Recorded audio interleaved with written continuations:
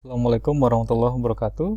Oke, pada pertemuan kali ini, pertemuan ke-14, kita akan membahas mengenai pendahuluan informasi transaksi elektronik dan perlindungan data pribadi. Oke, sebagai pendahuluan bahwa teknologi informasi atau yang biasa kita kenal dalam bahasa Inggris sebagai information technology adalah istilah umum yang mengenai teknologi apapun ya, yang intinya adalah untuk membantu manusia dalam membuat, mengubah, menyimpan, mengkomunikasikan, dan atau menyebarkan informasi. Jadi semakin besar pengaruh teknologi informasi dalam kehidupan kita, maka akan semakin besar pula resiko dari penggunaan teknologi informasi tadi. Nah, pemerintah Indonesia merasa bahwa teknologi informasi itu tidak hanya perlu diperhatikan, tapi juga perlu diatur dalam hukum. Nah, salah satu instrumen hukum yang mengatur mengenai teknologi informasi adalah Undang-Undang Nomor 11 Tahun 2008 tentang Informasi dan Transaksi Elektronik, junto Undang-Undang Nomor 19 Tahun 2006 tentang perubahan atas Undang-Undang Nomor 11 Tahun 2008 tentang Informasi dan Transaksi Elektronik, atau yang kita kenal dengan UU ITE. Jadi Undang-Undang Informasi dan Transaksi Elektronik. Oke, undang-undang tadi nomor 2008 tadi tentang informasi dan transaksi elektronik. Nah, undang-undang ini dianggap sebagai cyber law pertama di Indonesia. Adapun informasi dan transaksi elektronik itu dilaksanakan berdasarkan asas. Yang pertama ada asas kepastian hukum. Kemudian ada asas manfaat, asas kehati-hatian, asas itikat baik, dan asas kebebasan memilih teknologi atau netral teknologi.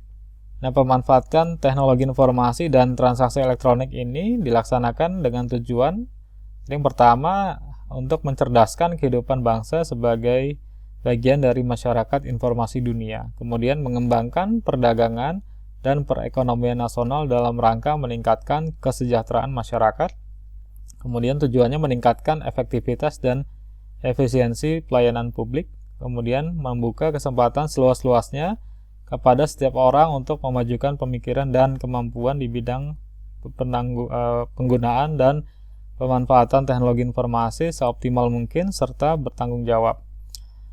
Kemudian yang terakhir memberikan rasa aman, keadilan, kepastian hukum bagi pengguna dan penyelenggara teknologi informasi. Nah, Undang-Undang Informasi dan Transaksi Elektronik itu terdiri atas 13 bab dan 54 pasal yang pada intinya berisi yang pertama ini pengakuan informasi dan atau dokumen elektronik sebagai alat bukti hukum yang sah. Kemudian yang kedua ada pengakuan atas tanda tangan elektronik. Yang ketiga ada penyelenggaraan sertifikasi elektronik, kemudian penyelenggaraan sistem elektronik. Yang kelima ada nama domain. Yang keenam ada hak kekayaan intelektual dan perlindungan hak pribadi. Yang ketujuh ada perbuatan yang dilarang dan ketentuan pidana lainnya. Jadi ini adalah pokok-pokok yang terdapat dalam Undang-Undang Informasi dan Transaksi Elektronik. Oke, di sini ada revisi Undang-Undang ITE tahun 2016. Itu ada beberapa poin. Jadi poin pertama untuk menghindari multitafsir terhadap ketentuan larangan mendistribusikan, mentransmisikan, dan atau memungkinkan informasi elektronik dapat diakses yang mengandung penghinaan dan atau pencemaran nama baik pada ketentuan pasal 27 ayat 3. Nah, tiga perubahan tersebut adalah yang pertama menambahkan penjelasan terkait istilah mendistribusikan, mentransmisikan, dan atau memungkinkan informasi elektronik dapat diakses. Yang kedua dengan menegaskan bahwa ketentuan tersebut adalah delik aduan, bukan delik umum. Kemudian menegaskan bahwa unsur pidana pada ketentuan tersebut mengacu pada ketentuan pencemaran nama baik dan fitnah yang diatur dalam Kitab Undang-Undang Hukum Pidana. Kemudian poin yang kedua dengan menurunkan ancaman pidana dengan ketentuan sebagai berikut. Jadi pengurangan ancaman pidana, penghinaan atau pencemaran nama baik dari pidana paling lama 6 tahun menjadi 4 tahun. Kemudian penurunan denda dari paling banyak 1 miliar menjadi 750 juta. Yang poin B-nya nanti pengurangan ancaman pidana pengiriman informasi elektronik berisi ancaman kekerasan atau menakut-nakuti dari pidana penjara paling lama 12 tahun menjadi 4 tahun. Dengan denda juga dibayarkan dari paling banyak 2 miliar rupiah menjadi 750 juta. Nah, di sini ada penurunan ancaman pidana. Di poin ketiga itu ada pelaksanaan putusan Mahkamah Konstitusi terhadap dua ketentuan. Yang pertama mengubah ketentuan pasal 31 ayat 4 yang semula mengamanatkan pengaturan tata cara intersepsi atau penyadapan dalam peraturan pemerintah menjadi dalam undang-undang. Kemudian menambahkan penjelasan pada ketentuan pasal 5 ayat 1 dan ayat 2 mengenai keberadaan informasi elektronik dan atau dokumen elektronik sebagai alat bukti hukum yang sah. Poin yang keempat itu melakukan sinkronisasi ketentuan hukum acara pada pasal 43 ayat 5 dan ayat 6 dengan ketentuan hukum acara pada KUHP sebagai berikut. Butir pertama, penggeledahan atau penyitaan yang semula harus mendapat izin Ketua Pengadilan Negeri setempat kini disesuaikan kembali dengan ketentuan KUHP. Kemudian penahanan yang dulunya harus meminta penetapan Ketua Pengadilan Negeri setempat dalam waktu 1 kali 24 jam, kini disesuaikan kembali dengan ketentuan KUHP. Poin kelima, memperkuat peran penyidik pegawai negeri sipil (PPNS) dalam Undang-Undang ITE pasal 43 ayat 5. Butir yang pertama, kewenangan membatasi atau memutuskan akses terkait dengan tindak pidana teknologi informasi. Kemudian kewenangan meminta informasi dari penyelenggara sistem elektronik terkait tindak pidana teknologi informasi. Poin keenam, itu menambahkan ketentuan mengenai right to be forgotten alias hak untuk dilupakan pada ketentuan pasal 26 yang terbagi atas dua hal. Jadi yang pertama ini setiap penyelenggara sistem elektronik wajib menghapus konten informasi elektronik yang tidak relevan yang berada di bawah kendalinya atas permintaan orang yang bersangkutan berdasarkan penetapan pengadilan. Setiap penyelenggara sistem elektronik wajib menyediakan mekanisme penghapusan informasi elektronik yang sudah tidak relevan. Nah, yang terakhir, poin ketujuh itu memperkuat peran pemerintah dalam memberikan perlindungan dari segala jenis gangguan akibat penyalahgunaan informasi dan transaksi elektronik dengan menyisipkan kewenangan tambahan pada ketentuan pasal 40. Nah, di sini ada dua butir. Pemerintah wajib melakukan pencegahan penyebarluasan informasi elektronik yang memiliki muatan yang dilarang. Pemerintah berwenang melakukan pemutusan akses dan atau memerintahkan kepada penyelenggara sistem elektronik untuk melakukan pemutusan akses terhadap informasi elektronik yang memiliki muatan yang melanggar hukum. Jadi itu ada 7 poin terkait revisi Undang-Undang ITE 2016. Kemudian kita masuk perlindungan privasi dan data pribadi dalam sistem elektronik. Jadi dari revisi Undang-Undang ITE 2016, kecuali ditentukan lain oleh peraturan perundang-undangan, penggunaan setiap informasi melalui media elektronik yang menyangkut data pribadi seseorang harus dilakukan atas persetujuan orang yang bersangkutan. Jadi harus izin dulu baru bisa menggunakan. Kemudian dalam pemanfaatan teknologi informasi, perlindungan data pribadi merupakan salah satu bagian dari hak pribadi atau privacy rights. Jadi hak pribadi mengandung pengertian sebagai berikut. Jadi hak pribadi merupakan hak untuk menikmati kehidupan pribadi dan bebas dari segala macam gangguan. Hak pribadi juga dapat diartikan hak untuk dapat berkomunikasi dengan orang lain tanpa tindakan memata-matai. Kemudian hak pribadi juga merupakan hak untuk mengawasi akses informasi tentang kehidupan pribadi dan data seseorang. Nah, kemudian kita bahas mengenai tanda tangan elektronik. Jadi tanda tangan elektronik tidak sama dengan tanda tangan digital.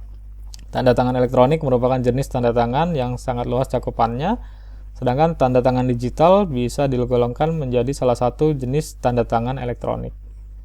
Nah, tanda tangan elektronik merujuk kepada data dalam bentuk elektroniknya yang dilekatkan pada sebuah dokumen elektronik.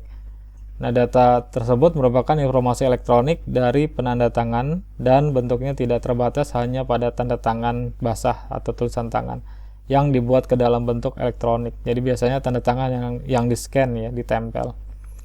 Kemudian tanda tangan digital itu merupakan mekanisme kriptografi yang sering diimplementasikan ke dalam tanda tangan elektronik.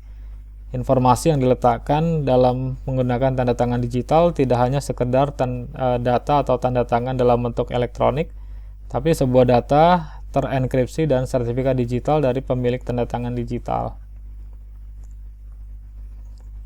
Nah, di sini kita masuk ke pasal yang terkait larangan di Undang-Undang ITE. Jadi ada pasal 27, itu norma primernya. Larangan mendistribusikan, mentransmisikan, membuat dapat diaksesnya informasi elektronik dan atau dokumen elektronik bermuatan asusila, perjudian, pencemaran nama baik, pemerasan atau pengancaman. Pasal 28 itu berita bohong. Yang pertama ayat 1-nya kepada konsumen, yang ayat 2-nya terkait suku, agama, ras, antar golongan. Kemudian pasal 29 itu ancaman kekerasan atau menakut-nakuti. Pasal 30-nya larangannya mengakses sistem elektronik milik orang lain dengan cara apapun. Ayat 1 mengakses dan mengambil. Ayat 2 melanggar, menerobos, melampaui, menjebol. Ayat 3. Jadi ini diatur ya. Misalnya kita menghack itu melanggar ya, akses, menerobos gitu ya. Ayat 3. Kemudian pasal 31 melakukan intersepsi atau penyadapan. Ayat 1-nya itu sistem elektronik milik orang lain dari publik ke private dan sebaliknya. Kemudian pasal 32 larangan perubahan informasi elektronik dan atau dokumen elektronik. Nah, di sini ada pengubahan atau pengerusakan, pemindahan, penyembunyian. Kemudian ada memindahkan ke tempat yang tidak berhak, membukakan dokumen informasi rahasia. Kemudian pasal 33 ada mengganggu sistem elektronik. Pasal 34 larangan menyediakan atau memfasilitasi ya. Tadi perangkat keras, perangkat lunak terhadap pelanggaran pasal 27 sampai 33. Kemudian sandi lewat komputer. Kode akses nih untuk memfasilitasi pasal 27 sampai 33. Nah, pasal 35-nya pemalsuan dokumen elektronik dengan cara manipulasi, penciptaan, perubahan, penghilangan dan pengerusakan.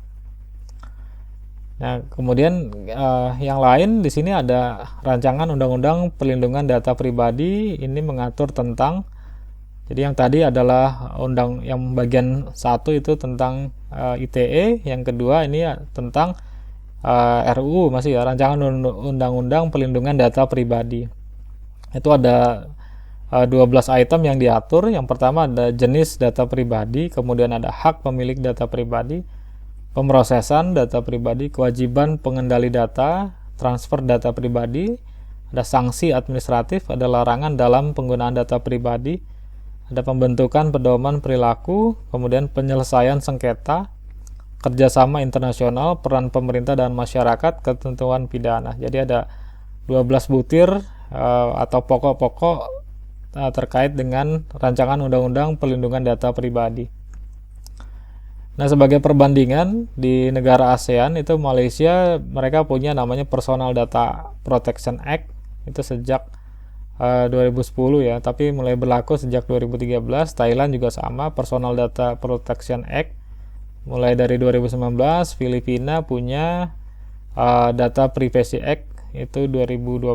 Singapura punya Personal Data Protection Act itu pembentukan Komisi Perlindungan juga pada 2013. Nah, di Indonesia itu sedang digodok oleh pemerintah dan DPR rancangan undang-undang perlindungan data pribadi dan diharapkan selesai tahun ini ya, yang akan diundangkan menjadi undang-undang perlindungan data pribadi. Jadi pembahasannya masih diperpanjang. Ya, moga-moga tahun ini kita akan punya undang-undang perlindungan data pribadi. Ini infografis RUU PDP ya. Jadi tadi ada apa yang akan ruang lingkupnya, kemudian di sini definisinya. Jadi data pribadi adalah setiap data tentang seseorang baik teridentifikasi dan atau dapat diidentifikasi baik secara sendiri ataupun dikombinasi dengan informasi lainnya baik secara langsung maupun tidak langsung melalui sistem elektronik dan atau non elektronik. Nah, jadi di sini ada data pribadi yang bersifat umum.